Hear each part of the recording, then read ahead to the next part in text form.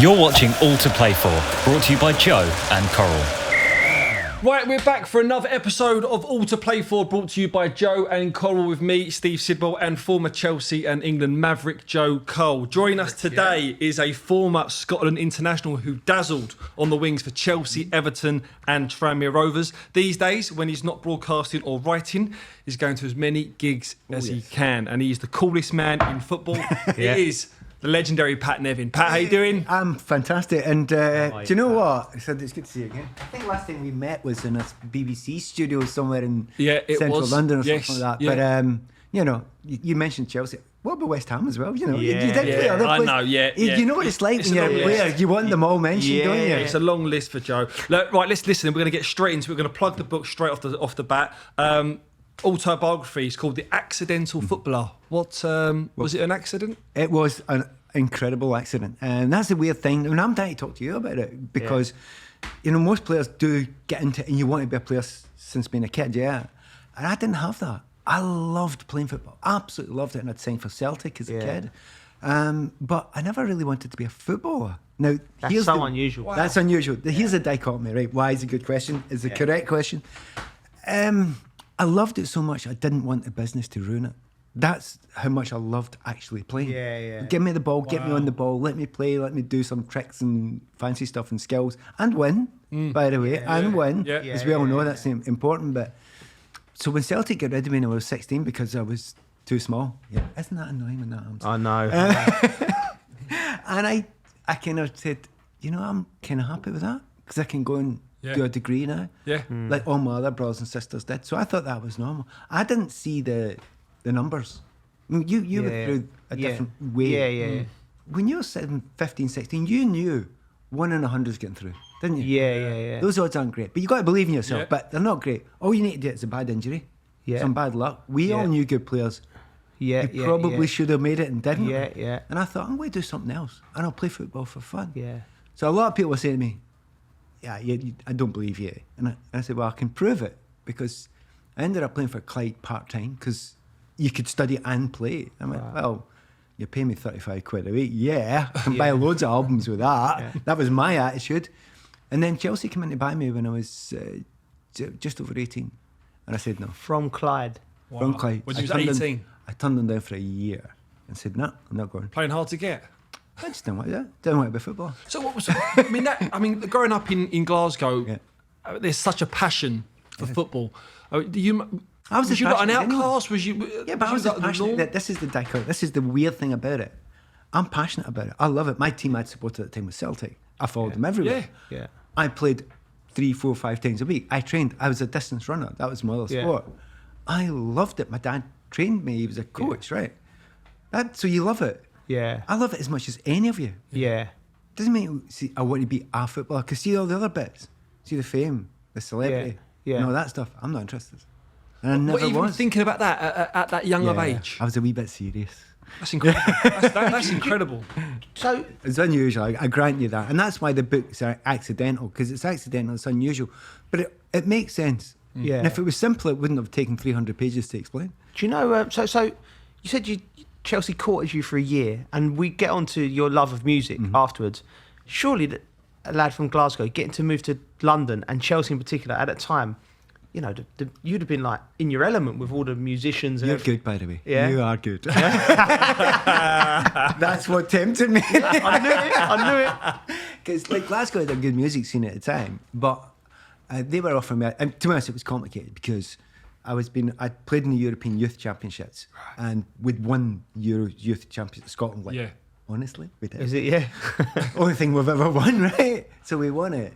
So by winning it, we beat England, and we played the right good players like Trevor Steven and players like that. Mark Walters. I mean, really good players.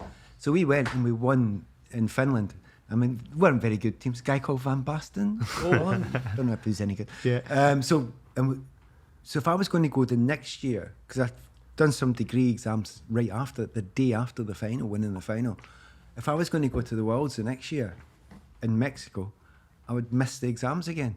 And Chelsea were still trying to get me. And I just thought, you know what?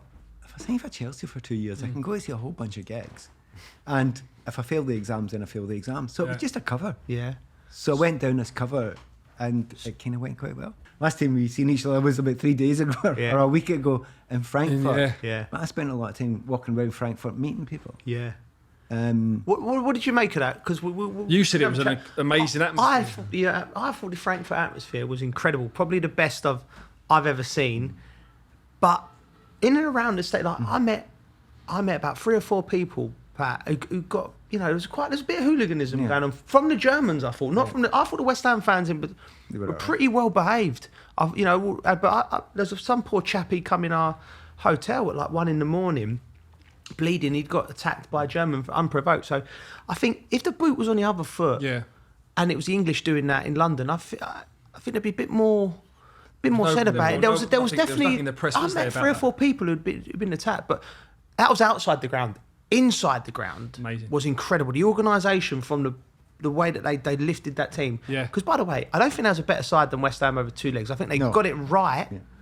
They got it right over the 2 legs, but West Ham. But there was it felt like a whole movement from the whole city was just dragging that team for the final. Yeah. It was an incredible atmosphere. And I think the West Ham fans, big shout out to them. I thought they behaved themselves really well over there in an intimidating atmosphere. Yeah. It was a brilliant night, wasn't it? It was just great to actually be there. You see, I go to so many games. You talk about the best atmosphere. Yeah. That's a great conversation. It could go on for days. The best. I was at the Celtic Rangers game a few days before, so bias. It was mental. JT was there. You know about this? Yeah, he's sussing him there. Yeah.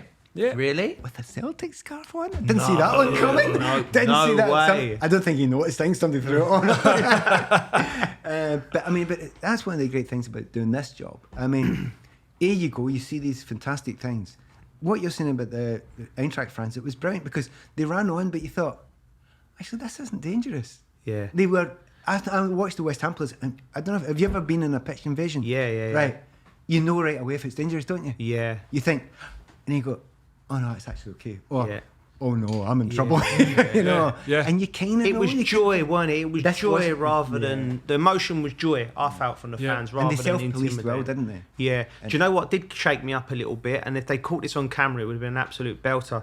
I was standing there because we had to do our pitch side broadcast off air, so we're standing there, and at the corner of my eye, the old RoboCop police come, but they come with the dogs. Oh. So for a split second, they had the muzzles on, luckily enough. But as they've come, about 8 of these dogs, they must have been about 6. And I'm a little bit scared of dogs like that. You've been chased by a dog before. Yeah, and I had a right Percy panic up, but luckily we was off air because I would look like a right.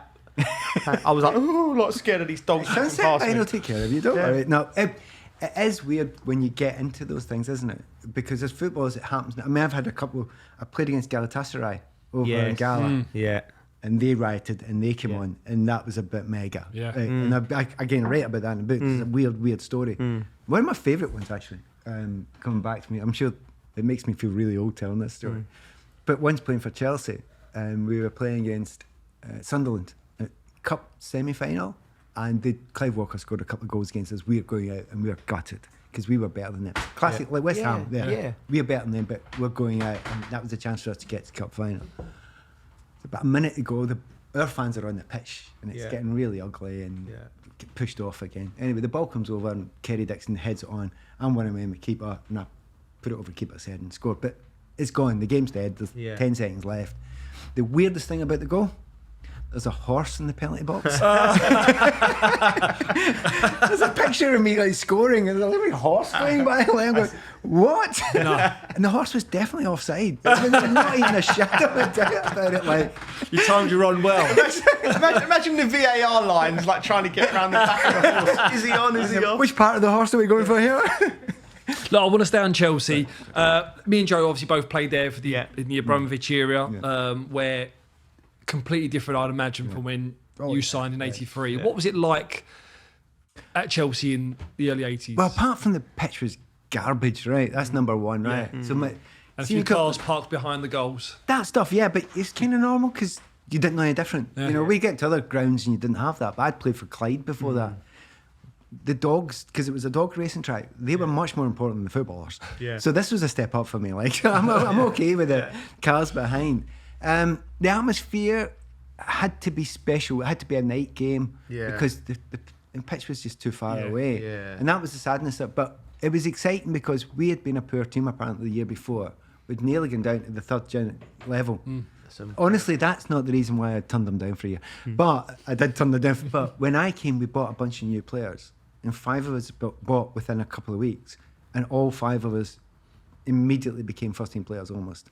So Kerry Dixon became one of the greatest scorers. Yeah. And by the way, if anyone would ever have said to me, someone will A, overtake him, and B, will be a midfielder, I'd have said, don't be stupid. Yeah, I know. Frank, I know. for God's sake. Yeah. But Nigel Spackman came in, ended up Liverpool, Well, Rangers. who was a scout who brought Exactly. It was myself, Joe McLaughlin, and Eddie Joe Nedspeaky, McLaughlin. who was a great goalkeeper. What a window that is. So that's £500,000 Yeah. for half a team, Yeah. which is astonishing. Even then, that's astonishing. And we all ended up playing and getting to the top levels of the Premier League within our League One, as we used to call it in those days. Yeah. So it was a brilliant time to come. Yeah. You won Player of the Season in your first season there. Why did it just click for you? What happened? Because I couldn't give a stuff, probably. Really? I was just so relaxed about it. I'd signed. And because I'd signed and I knew that I could go back and do my degree because I'd been doing a degree in Glasgow, there was no pressure on me. Now, this is the bit that I'm always looking at every one of you. Every player I've ever played with or known, they sometimes used to look at me and go, has he been a bit aloof because he's doing the education? And I'm thinking, actually, I've got so much admiration for every one of you because I wasn't brave enough to do what you lot did. Because all eggs in the basket? Or, all eggs in the basket. Yeah. Exactly. To say, I'm going to chuck everything else and I'm going to go there. Well, most people don't make it. Yeah. Well, it's great that you had the passion for something. Did you ever think, Sids, of what you would do if you didn't make it? My plan, I had a clear plan. If I didn't get an apprenticeship at West Ham, I was going to go on the market stalls with my dad until I got to 21, and then I was going to do the knowledge. Oh, brilliant. And then, so that was like that was the only time it ever entered into my mind about not. That was the only plan I had. Did you have anything else? When I was at Arsenal, my dad, he owned a scaffolding company, Right. and my brother's taken over it now. It's a family company. It's been going for years, and he used to make me go down there and work. Even when I was a pro at Arsenal, and I'd have a day off, which was very rare. He'd come bashing through my door about 5:30, 6 in the morning. Go, come and work, and I'd be down this yard, I'd be lugging gear, loading racks, doing this. And he'd be like, "Listen, if you don't make it, this is what you're going to be doing." That's clever, isn't it? That's clever. And it was a kick up the backside, but it was also a reality check to say, you know, this is it's a fine line. Makes you work, doesn't it? Yeah. And it's going to sound like, it's just a terrible thing about being an ex-player. You don't want to sound like an old fart. You know, but you don't. Yeah. But there's a bit of you that wants to say, honestly, the bubble at the moment, and some players get through. And I watch it at all clubs. Yeah. And they've been there since 8. And some of them come out, you can come out sounding and looking like Mason Mount. Yeah. And that's cool. Yeah. Because you've got it and the work rate's there. But there are others, and we've all seen them. You're thinking, you think you deserve a career here. You think it's absolutely set to play for you. Yeah. And you kind of have to know that, A, if it doesn't work, there's a dark world out there. And B, you're not going to get there unless you put it in. That's right. You know, and it sounds quite old school, but in actual fact, it's true. Yeah. There's the fundamentals are the same. You say it's a dark world, and this bit overshadowed football a lot in the 80s. 1984, Paul Cannaville, Chelsea's first back player, was getting a bit of abuse from the fans. And you faced it up in the press after one of the games, early part in your Chelsea career. Did you feel as though you had to do that, or? Well, I couldn't not. That was my problem. I couldn't not do it. Was it that bad? No. It was more of my background. So my background, you think a student, sort of lefty student from Glasgow. We're a bit like that. We're a bit social. Yeah. Sort of attitude. And I'd been in anti-racism campaigns and anti-apartheid stuff and things. And I was wearing the T-shirt and the badge and everything. Yeah. I can't then go down and see one of my teammates or anyone getting booed for being black. And this is by his own fans as well. Own fans and other fans. Other fans it was just taken as read. Yeah. But what we have to remember is there was casual racism everywhere there. Yeah. It was endemic in the country. Yeah. But within the game, no one was speaking about it. And no one was talking about it. And I'm going, why?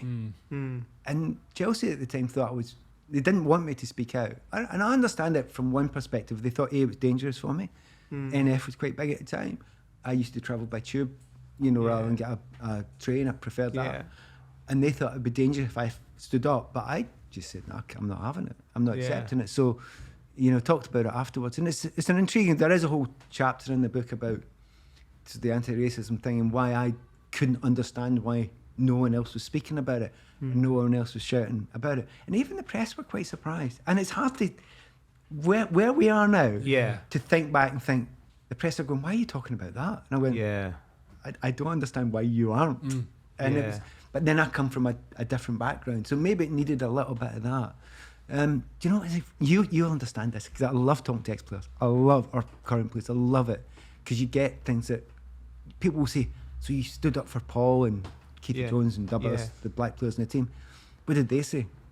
Yeah, of course they would say nothing. Because we don't do that, do we? No. We just go on a game. We just play and we just train. Like and as well, you're young men. Like obviously, you've got you come from a different background, and you're obviously. But for a footballer, as a young man, to go, obviously, if he would have felt, thank you, Pat. But if he wouldn't have, Wouldn't have crossed the mind. He wouldn't have said it. But looking back now, do you speak to him now? And does he? Oh no, he's talked about it so much. I've heard him talk about it, and he gets quite emotional, doesn't he? And it's, you know, I'm delicate about it, because I'm not wanting to abuse any players who didn't stand up and speak. Yeah.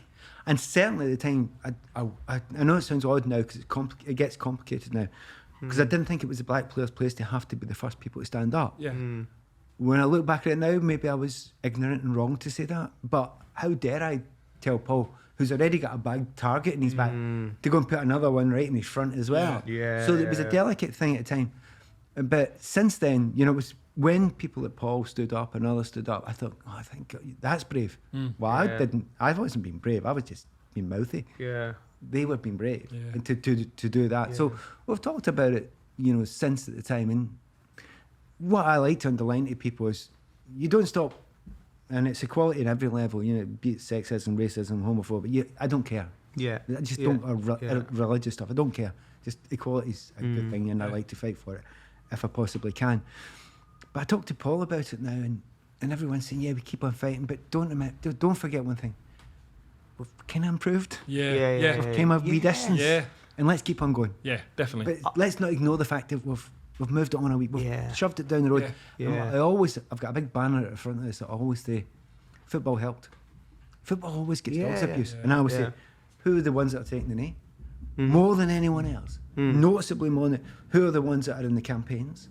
Who's, now, it may have taken the FA and UEFA and FIFA 25 years to get the message. I mean, the memo was sent a while ago, guys. But they've got the message. Now, they don't always react right. It's now mainstream thinking. When back in my time, it wasn't. I was an outsider.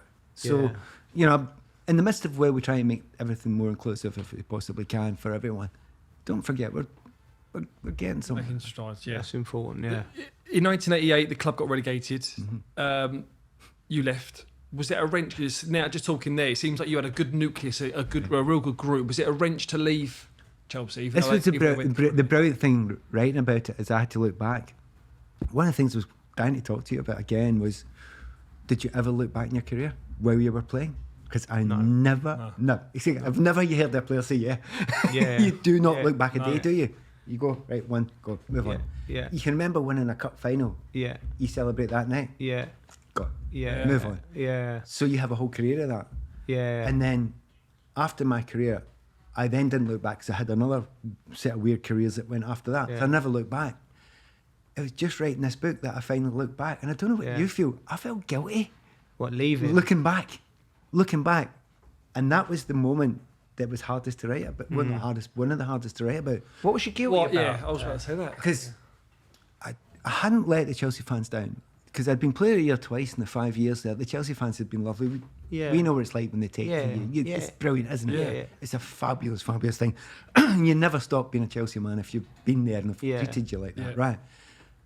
But I couldn't tell them why I was going, and I wanted to stay. And I had this really complex thing going on with Ken Bates. We'd had a few wee problems.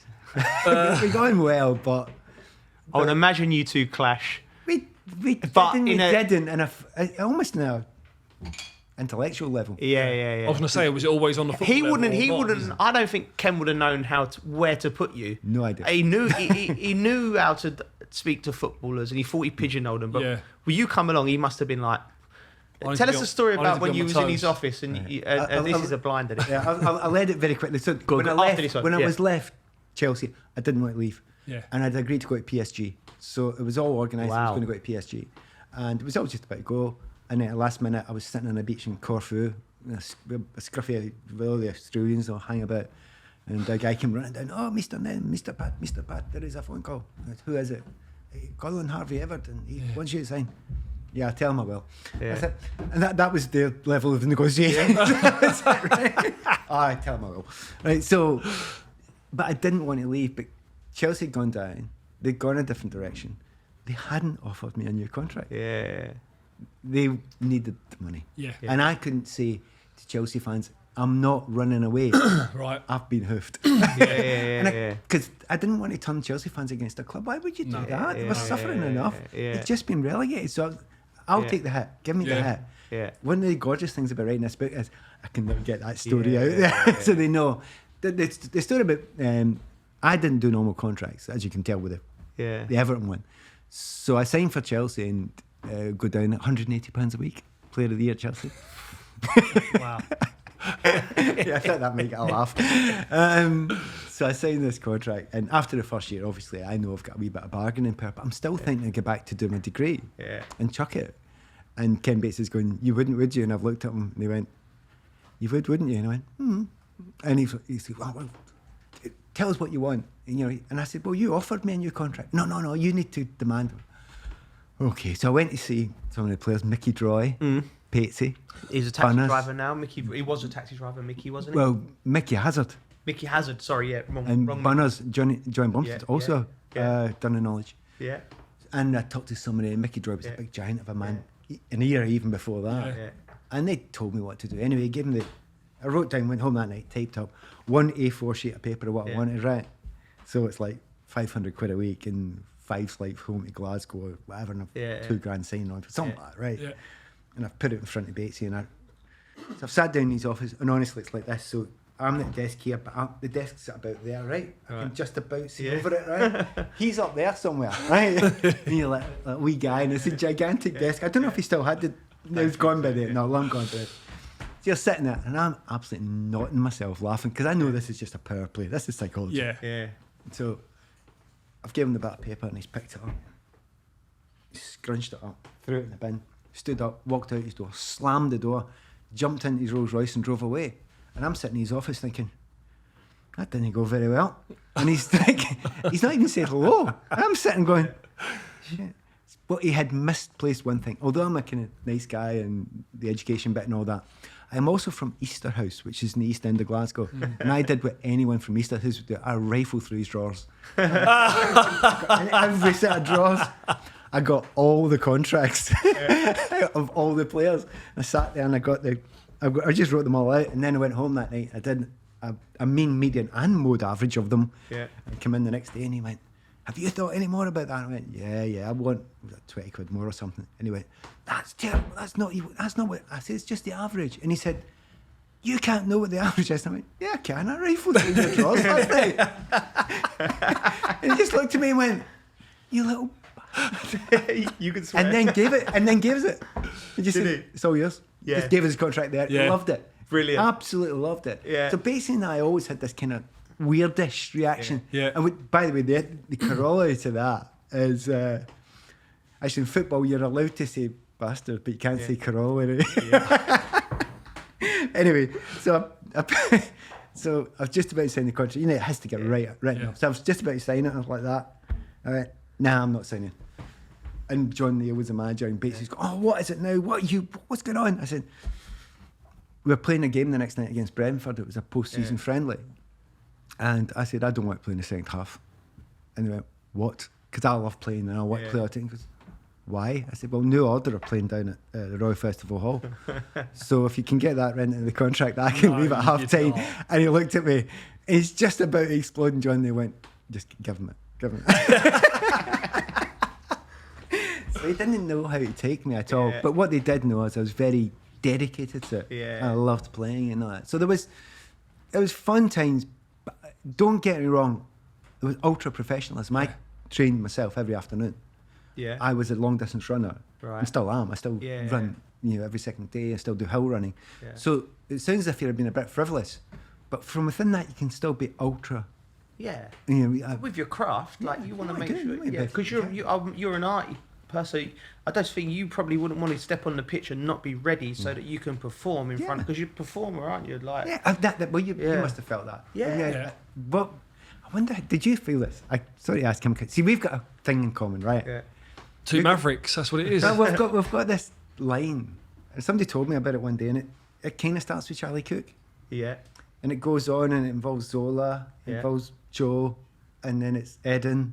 Yeah. One of people have been nice enough to put me in there. Yeah. Of little guys that are creative at the front with Chelsea, that the fans fell in love with so much that they gave us Player of the Year a couple of times or whatever. Mm-hmm. And that's the kind of line of us. Yeah. And any time I've met any of us, there's a kind of little kind of knowing kind of. You don't need to say it. It's kind of, There's a little spark between. There's something about that part of the world, Chelsea, and the fans that like they like. It's a tough. Listen, London is tough, but they want that creative spark, and they are right. They connect. I felt that. Like I said, my connection with Eden when he was asking me about signing for Chelsea, and I remember saying to him, "Listen, you will love Chelsea because I know he's a family man. I know he never wanted a venture, and he's probably proven right going to Madrid. He likes to be close. You could jump on the train and go back to Lille in Belgium. But I said, you will love it, but they will love you. I said, they will love you because I grew up watching Zola. I actually missed you because I started watching at Chelsea 89. The year I left, The year you left. But you knew about Pat and they tried to replace you. I think Kevin Wilson was there. And do you know who replaced me? Do you know who won my strip? That was 7. Yeah. Very different type of player. Correct height, but not one of that type. Yeah. Why is he? Yeah. Dennis was the next number 7 that came in after me. Yeah, that's right. So it's a weird one because I thought, God, that's gone a different direction. Yeah. But what a great decision. Because Wise had an amazing career for Chelsea, didn't he? But he wasn't that type of player. No. And Chelsea, although the Chelsea fans loved him too. Yeah. I just want to move on. You said about you moving. You went on to Everton. Now, you said about the relationship you had with John Neal. You went on to play with Everton under Colin Hervey and later on Howard Kendall. What were they like to play under? I can remember Howard being sober once. But that sounds bad. And you don't speak ill of the dead. And I do speak a lot about Howard. Yeah. Howard and I didn't get on. Didn't mean I didn't like him. Yeah. Off the field, afterwards, after I'd left. Yeah. Honestly, I really liked the guy. Yeah. Funny. But, the drinking stories at the time and the drinking culture at the time, it was terrible because we were a right good team. Yeah. We got to the FA Cup final first season there, and I scored the winner in 2 semi-finals that year to get us to Wembley twice.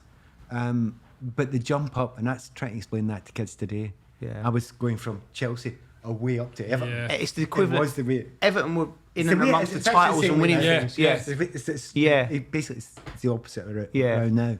So going there was amazing because they had brilliant players, and we'd signed TC, Tony Cotty. Yeah. And I knew We had him on a couple of weeks ago, Yeah. Tony. I were roommates. Yeah. The whole time you couldn't imagine 2 people politically further apart, but we got on brilliantly. Yeah. And also, I would suggest work rate. Yeah. Tony Like said, it. Oh, he was lazy's not the right one. Far too kind. goal scorer. But he was brilliant, exactly. Fox and I in the loved him box. as well. Yeah. So I got in a right good team. But Yeah. do you know that feeling you get when you play in a team? You think, some teams you're better than the sum of your parts, right? Yeah. You just got the spirit. But there's some teams, there's a whole big bunch of players and you're nowhere near as good as the group. Yeah. Let's not name, but let's put initials out there. Manchester United. Yeah. Right? That's exactly what they are. I've got that the wrong way around.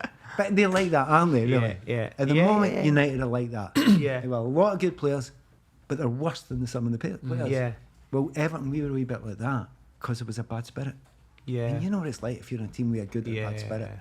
The difference it makes is unbelievable. Did you Tony talked about this actually a few weeks ago. He said, did you find that there was an older group of players that weren't too pleased with the younger group of players, you and Tony coming in and didn't want the change, and then they rebelled? And understandable. Yeah. I mean, I try to explain this to people, man. We've all been here before. So we come at Everton. There's TC, myself, and Neil McDonald, Stuart McCall, right? We all come in the same day. And we're coming in. All top players, by the way. Right? Oh, so yeah. we're coming in to Everton, who've won leagues. Yeah. We're almost certainly getting paid more than those guys. Yeah. Yet they've won leagues. Yeah. Yeah. By the way, when we're coming in to replace you, I can't understand why you're a bit miffed. Yeah. I mean, really, you shouldn't be like that, and I was never like that. You should enjoy the battle, the place, but I understand why some people don't take well like that. So, and they never could, really get together. And then Martin Keown came, and some mixed, some didn't. Yeah. I remember once Colin Harvey said to me, it was end of his tether. He was shouting and bawling and he didn't shout often, and he would say, "Look, this is terrible, there's 2 cliques in this team. There's these old boys over there, and you never mix with the youngsters, and the attitude's terrible. We'd be top of the league because we win enough games at home to win the league, but away from home, and when you need a spirit, awful, right?"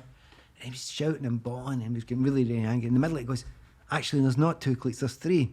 There's Pat and his own clique." Who said this? Colin Harvey, the manager.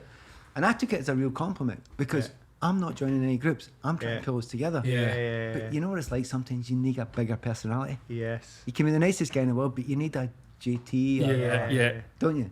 It needs to come from like an iconic figure. That's why the great JT was such a great captain. Yeah. Do you know what I mean? Because he was not. When he spoke, everyone listened. Yeah, no matter where you're from, and he had like this aura about him, like he was an iconic figure. And then so when players come into the club, even players, big name players like Balak's, Shevchenko's, and it always make me laugh because I remember JT from 16, 17, 18, like Faces nightclub and all that. Yeah. But then I'm seeing all these world superstars that we watched growing up. Shevchenko, Balak were a bit older than me coming in, and they're like reverent to JT, and I'm like, but he did it well, and he looked after everyone, and that's why he's a brilliant captain. I just want to go back onto Martin Keown quickly. Keown and Kevin Sheedy had a famous altercation, shall we say? I shouldn't laugh. But it was funny because you knew it was coming. You know Bob. I should say Martin. Yeah. Because he was known as Bob up there. Yeah. Right. Which is a bit harsh, being called Brain of Britain in a football team. So it's bad enough. But Martin's not stupid. He's just different. He's just unusual. He's also one of the sharpest financial minds I've ever known. No, he's sharp. He is sharp. Yeah. Right. But it was just winding him up, and I just knew that Martin at some point was just going to snap. And when he snapped, you couldn't stop him. No. There's no way he could stop him. And he nailed Kevin. And do you know what it's like with football clubs? You can have a fight sometimes. It was quite common in my time. Yeah. And by the end of the afternoon, it's fine. It's kind of Lance the Boyle. It became less and less a thing. And sometimes, on that occasion, it didn't Lance the Boyle. Really? It stayed, I mean, in my time, I can remember fights in our team. I can remember David Speedy fighting with Kerry Dixon. David Speedy fighting with Colin Lee. Colin Dixon. He fought with Joe McLaughlin as well. Yeah. He fought with everyone. Yeah. Absolutely. It sounds like a boxing bout. But it was always David Speedy. It was always Speedo. It was always him. He was only little. Yeah, he's the same height as me, and he couldn't resist it. And I admired him for his fighting spirit, but try and picking somebody your own size. Look, you talk about mad things that happened. We're going to go on to what really happened. And this is a moment in your career that we want to find out more about. So we want to find out more about the time that you turned down Galatasaray to move to Tranmere Rovers instead. Who wouldn't? No, I'd went over to Gala, and I played against them forever, and I scored a couple of goals, and they had rioted. They had all come on, and it was one of those classic ones that we were talking about before. Like, as you're running off, because what happened is they played a goal kick, and the referee says, like, when this goal kicks, get ready, get in. Right, so I never got the memo, so I'm chasing Neville Southall. And I'm going, that's everyone going. Thousands of these Gala fans now. Turkish fans from Istanbul and Gala fans, like, we know the story there. And I'm thinking, so I've turned around and I've started sprinting, but I'm not going to get off. There's thousands of them. So I did what you have to do in those situations. I became very British. Very, very British indeed. So I slowed down. I said, excuse me, I said, don't mind. Thank you.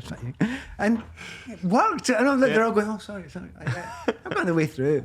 All the lads think I've been killed, right? So I've eventually got in, and it's maybe took me 3 or 4 minutes, maybe a bit longer. I eventually got not a hand laid on me with all these thousands of Gala fans. And I got in, and all the lads said, oh, we thought you were dead. And Neville Southall and Kevin Ratcliffe. Wow. And I'm going, look, I come from the east end of Glasgow. I can smell danger. It's fine. They're quite cool out there. And they're going, God, he's so brave. So get dried and showered and got in the bus and goes out the stadium. Every single window smashed in. There's bottles and through. And they're all lying on the ground going, so tell me about those nice guys, Nevin. And of course it was just because they didn't want to get sent to jail because there was cameras on them. Yeah. Anyway, they never forgot that I scored 2 goals that night and they tried to buy me. And I went over to Gala and what an adventure that was. It was fantastic. The best bit of it was there was a choice between them and Tranmere. There was one other club who were keen to get me when I was leaving Everton, but Everton wouldn't let me go there. And I was desperate to go to that club. I'm desperate to go to that club, right? And nobody knows about this. In fact, it's not even in the book. Go on. West Ham. Really? Really? Wow. That could have been Why a hammer. didn't Everton? They didn't want me to stay in the Premier League. Right. So I really wanted to Was that go. Harry? I don't know. I wouldn't have known at the time. I don't know. What Bonzo Was it- maybe even. was Maybe it late? Bonds, yeah. Maybe Bonzo. Was it late? Was it late in the? 92. No. Late in negotiations between. No, I didn't do negotiation. I didn't have an agent. No. But I mean, late. Did they come in late to the party and it was just? They not gonna told happen? me after that it had been a bid. Well, that is late. But they didn't tell me at the time. But I knew there was something in the air. So it could have been there. But anyway, I went over to, and you'll know, you'll understand this. So I went over to Gala, and I'm sitting in there with their owner, and he said, "Oh, you must sign for us. You must sign for us." And I went, "Well, I'm talking to another club." I said, "But you must." And I said, "Well, I'll talk to my wife about it." And they gave me the offer. It's a cracker of an offer. Yeah. Some dodgy Yeah, goings on with tax, I think, which I didn't like. Yeah. Anyway, I'm sitting there chatting, and I said, "Look, I'm going to have to talk to my wife." And he goes, "You cannot leave."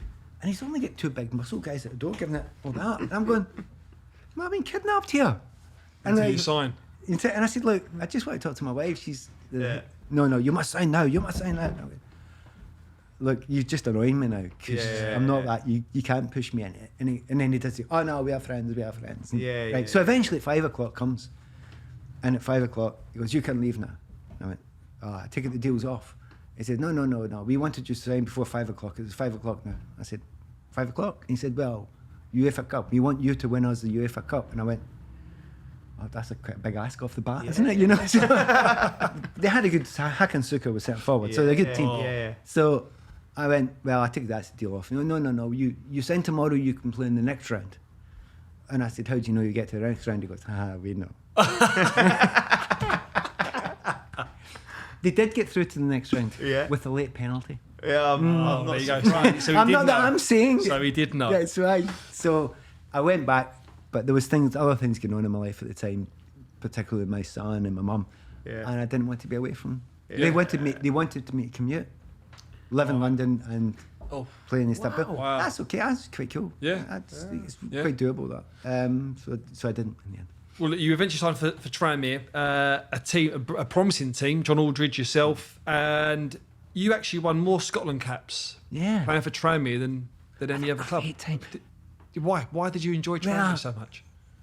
Do you know, down a division, we were on the cusp of playoffs. Now, that league's a hard league, isn't it? Yeah. To this day, getting to the playoff, to get to the Premier League is the hardest things. We did it year after year with a small team. We were playing against big name teams, as you all know.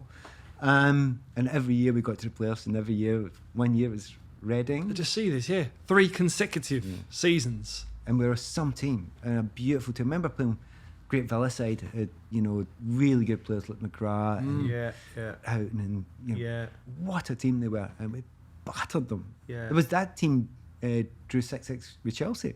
They were a right good team and very good players. Most of our young players went on and played in the Premier League. We sold them and they went on. So it was a good team.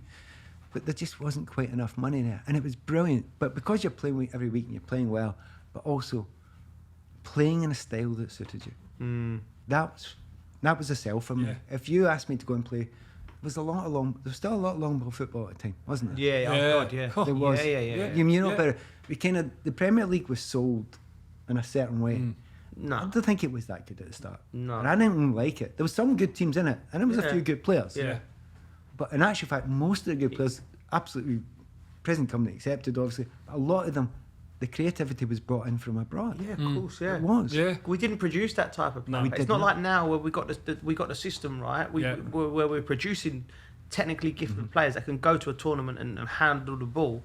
Like players like yourself were probably, and myself were more Luxuries? Yeah, luxuries, but also by accident. Yeah. Like you create yourself. No one. I wouldn't imagine other than from my perspective. No one told me to double step over or to do that or when to pop into a pocket. It was just. I'll just go and play. Match awareness and knowledge. Yeah, so yeah, no. It's I mean, that's the question I'd ask you. And it sounds odd when people say, "Oh, what do you think of the modern game?" And it would be nice to play in flat pitches. Yeah. When you're a skillful player, Yeah. that would have helped a wee bit. Yeah. But in actual fact, the modern game would be more suited to be someone like yourself or me. Yeah. I think Of it course would be it better. Yeah, Of course it would. oh for sure. And I'm not saying I'd be as great as, but there's Yeah. a player still playing just now, who's my favourite. And I've watched him since the day he played in English football over a decade ago. And I saw him after 5 minutes and I turned around, I was doing commentary on BBC and I went, he's my favourite player. Yeah. It's not a phrase we often use. Yeah. And he stayed my favourite player for the next 10 years. And I'd seen him for 10 minutes. Who's that? Because he played as close to my style as I've ever known anyone. Yeah. And it was David Silva. Yeah. It's exactly the style that I played because, Great player. What a player. I mean, but not as good as him, may I add. Underline. I was going to say, you're Not as good as comparing him, yourself right? to one of the Premier League greats. It's better to say that's what I was trying to do, which is what I'm saying. Yeah. And you would, that sort of side of it, being able to forget the money, forget celebrity, forget everything, all that stuff. Yeah. Being able to play in a creative side with the beauty of Yeah. some of the modern teams. Man City, I deeply love Man City. Yeah. Chelsea's my team, but I mean, wow, they're You just can't love football and not love the way that Man City play, can you? It's a beautiful. Forget dream. where the forget anything else. Just the way that they play. That 90 minutes is just. You often beautiful, take it innit? for granted. Some people are taking it for granted. I'm going, no. Barcelona got used to it. Yeah. And then it disappears. Yeah. It doesn't last forever. Yeah. Kind of love it Enjoy where it. you've got Yeah. it. Enjoy it. It's like the Messi Ronaldo time. Love it where you've got it, guys. Yeah. Yeah. Yeah. Because it's wow. Well, we're loving the Premier League at the moment, so let's talk both ends of the table. Pat, where do you see it going? Let's talk the top first. Man City, I still think. I mean, things change and can change at any point. But I've not moved off Man City. No. Surely because they don't look like blowing it, and they've got a bit. The structure actually is set, so they will make a mess of it and have the odd bad game, particularly in the Champions League. Yeah. But it comes back to normal, Yeah. and they Yeah. reset, and they're hard to play against. They don't Yeah. give you a kick. It's cheap Yeah. by not giving you a kick. Yeah. Liverpool are great, but there's so many fronts. It's hard for them. So I think that I think the race for the top four is brilliant. Done. Arsenal have been brilliant. Love what they're doing. I just want to stay on Man City quickly. Haaland going to be signed for them next season, Joe. Got to be looking forward to that. Oh, it's incredible. It just shows you. Again, it just. Was that a It must for Man City to It's get a him? must for Man City to get him, but it was a must that he comes to the Premier League as well, because we got this great league product and we need it to be the best. And you need the best player in the world playing here. So Mbappe, he's going to stay at Paris or go to Real Madrid. The other one who's like on the other side of it, Haaland, having to be able to watch him every week, he's sensational. He's one of them players just gets you off your feet because he's power. You know, we've watched it so aggressive. Everything he does with aggression. Yeah. I bet he can't even make a cup of tea without being aggressive, can he? He's just everything. He Balance whacks is great everything. though, isn't it? Oh, Balance. balance. Do you think he'll have an immediate 100%. impact? I listen to some pundits. Scoring goals I and- listen to some pundits going, well, maybe, no, I can't see any world in which he doesn't hit the ground running straight away, unless he gets injured. I understood why Lukaku was a concern coming back Yeah. style-wise. I understood that, and it's been difficult for Yeah. Romelu. It's not a concern for Haaland. The one other thing I say, I was talking to Shearer the other day, right, on this programme I was doing, and I said, right, you know that centre forward position quite well. Put in an average centre forward for Man City, how many goals does he score a season? And he goes 30 minimum. Really? Yeah. And I said, okay, many will Haaland score because it's off the scale, mate. And that shows you, because you get so many, they get to the byline like no one you've ever seen. Yeah. I know. And Yeah. get I know. crosses in. If you are guys I played with, like Aldridge, or guys you've played with, Yeah. how many goals would they score in that team, man? I know. Yeah. So Haaland, you're right, it could be exceptional. It's a must. North London derby. That is a massive game now, isn't it? Yeah. That's on Thursday. Where do you see that one going? Spurs Arsenal. Brilliant.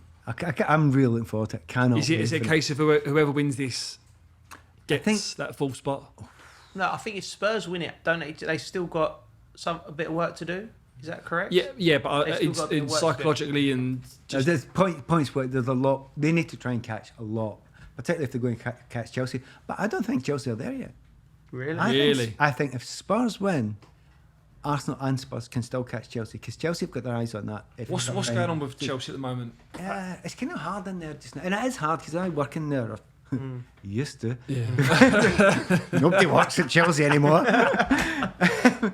And so it's kind of tough in there because it's very up and down. One minute they can absolutely trash Real Madrid for 70 minutes. Yeah. And then next minute Brentford can beat them 4-1. So there's no point in saying what they can and can't do. But they're a really brilliant team.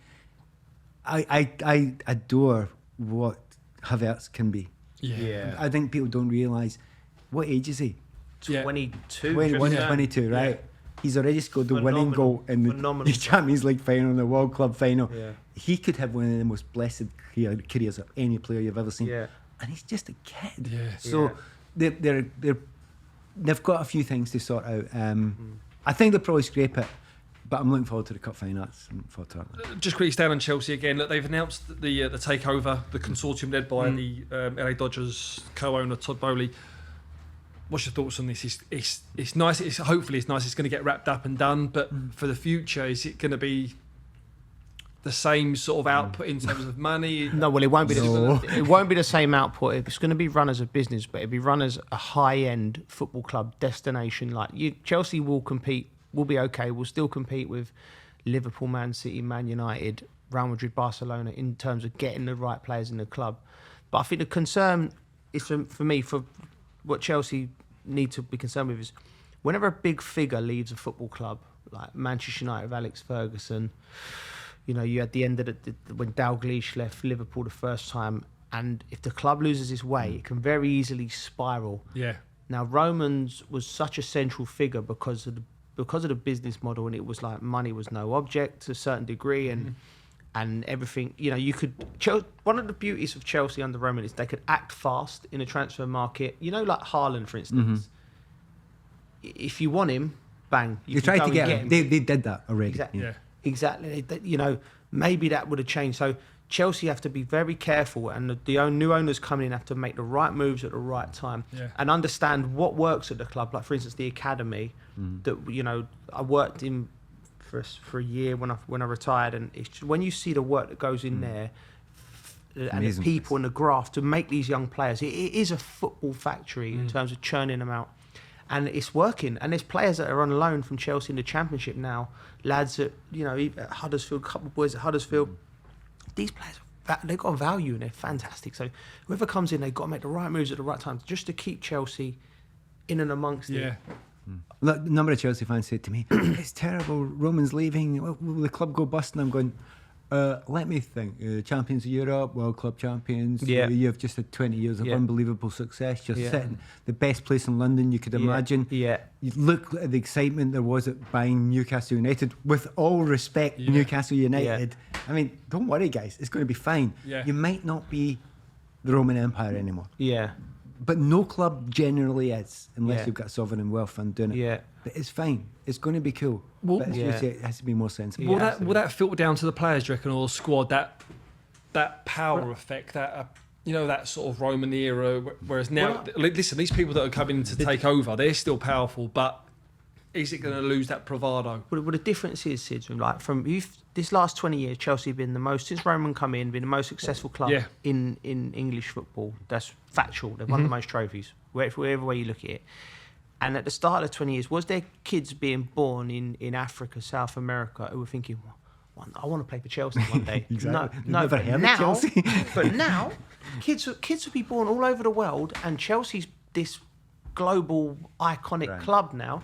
So the game's different. So you got that. So when you're trying to attract, I think that the only thing Chelsea needs to become a destination club. And what I mean by that is, Eden Hazard, I think the greatest player to pull on a shirt at Chelsea. I mean, I've seen some great players. I love him. I love him. But he always wanted Real Madrid. Now I don't see why there shouldn't be a step up from Chelsea. Chelsea's like Pat said. Listen, London might be biased. I think it's the best city in the world. And Chelsea, I think, is the best part. Yeah.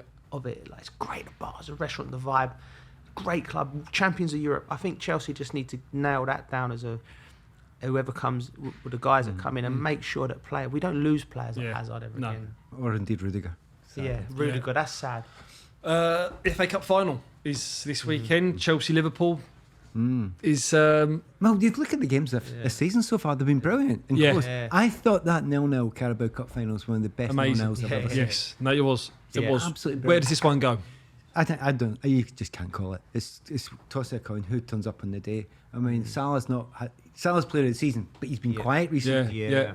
Is he saving himself? Chelsea on penalties for Pat. I'm going Chelsea 1-0 Kai Havertz. I've just got this thing about Kai. Yeah. He's going to score the winning goal and everything, including the World Cup one day, right? He's going to have one of them. He's going to have one of them. Said by a Scotsman there. Joe, Chelsea. It's going to be Harry Kane. What do you reckon? I agree. I'm going to go with Pat. 1-0 Chelsea. Heart rather than head, but I still. Because Liverpool look impenetrable at the moment, the way that they play, and they're a great team. But Thomas Tuchel I think he might have something up his sleeve for this game. Yeah, it's a big one. Yeah. Let's give you some Coral odds quickly. Let's start on Chelsea. If you think Chelsea will beat Liverpool 3-2 in the FA Cup final, with Kai Havertz scoring the first goal, Coral will give you odds of 110-1. I wish you wouldn't say 3-2 defeats in FA Cup finals. I had one of them. Sorry. That was aimed at me. I'm not very annoying. Subliminal from City. The North London derby, if that ends in 1-1 and Harry Kane being the first goal scorer, Coral will give you odds of 25-1. And the other end of the table, Frank Lampard's Everton to go to Watford. If you think the Toffees will win 3-0, Coral will give you odds of 14-1. Right, the Super Series, it's West Ham versus Man City. Going to ask you both 4 questions. The guest is 15-14 up. There was no points scored last week. Yep, no points scored last week. So the guest is winning 15-14. So honestly, it's West Ham versus Man City. You are going to do well here. Terrible quizzes. Quick fire questions. Who will win the match? West Ham versus Man City at... Man City. Yeah. Man City? I'm going to go draw. That's why you're getting beat. No. Mark Noble's last game. Yeah. Man City can afford... If they win tonight, they can afford a draw. Yeah. Okay. West Ham won 4-0. I'm good with that, Coley. Come on. Who will score the first goal? Ooh, De Bruyne. Antonio. No. Listen, don't laugh at me, right? I'm the champion 2 years in a row. I'm the champion 2 years in a row. Sometimes you have to be creative. Right, listen, Diaz is out. Yeah. Stones has got a knock. Kyle Walker's got a knock. So you've done your homework. Yeah. All right, here's one for you. How many corners will there be? 9. And how many for West Ham? Pat, how many corners will there be? They'll get to the byline. I'll say 11. Oh, that's big, yeah. How many players will be carded? How many cards in the game? Is Fernandinho playing? he likes one, doesn't he? They always could be. You have to ignore the one that their central midfielder will always get. Yeah. I'll go 3. 3. 4. Okay. As ever, at home, if you want to play along, it's easy. Just head over to coral.co.uk, answer questions correctly to win cash prizes. Please gamble responsibly. Well, interesting, that is what you have been. It's been an absolute joy, Pat. Thank you ever so much for coming on. Remember to find us on the Joe YouTube channel or wherever you get your podcast from. You have been listening to All To Play For, brought to you by Joe and Coral. We'll see you next time. You've been watching All To Play For, brought to you by Joe and Coral.